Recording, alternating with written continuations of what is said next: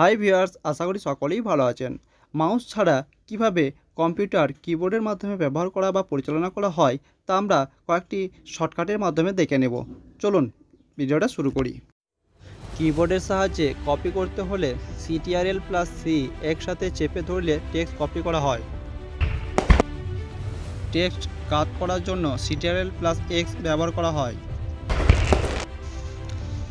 Text paste করার জন্য CTRL+V ব্যবহার করা হয়।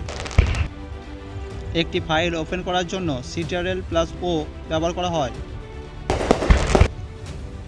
অল টেক্সট সিলেক্ট করার জন্য CTRL+A ব্যবহার করা হয়।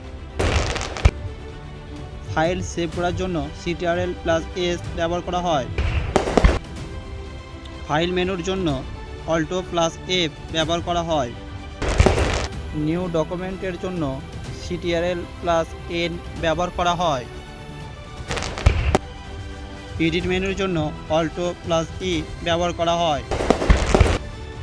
ভিউ মেনুর জন্য Alt+V ব্যবহার করা হয়।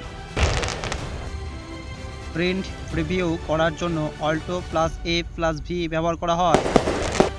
ডকুমেন্ট প্রিন্ট করার জন্য Ctrl+P ব্যবহার করা হয়। স্ক্রিন বড় করার জন্য Alt+Enter ব্যবহার করতে হয়। আনডু করার জন্য CTRL+Z ব্যবহার করা হয়, যেটা পূর্বাবস্থায় লেখা দেখা যায়। এই ভিডিওর শেষ শর্টকাট হলো রিডো, CTRL+Y। রিডো হলো আনডু করা লেখাটি পুনরায় আনার জন্য। ভিডিওটা এখানেই শেষ করলাম। আর হ্যাঁ, ভিডিওটা যদি ভালো লেগে থাকে অবশ্যই জীবন মল্লিক চ্যানেলটা লাইক, সাবস্ক্রাইব এবং অনেক শেয়ার করে আমাদের পাশে থাকুন আরও নিত্য নতুন ভিডিও পাওয়ার জন্য। ধন্যবাদ।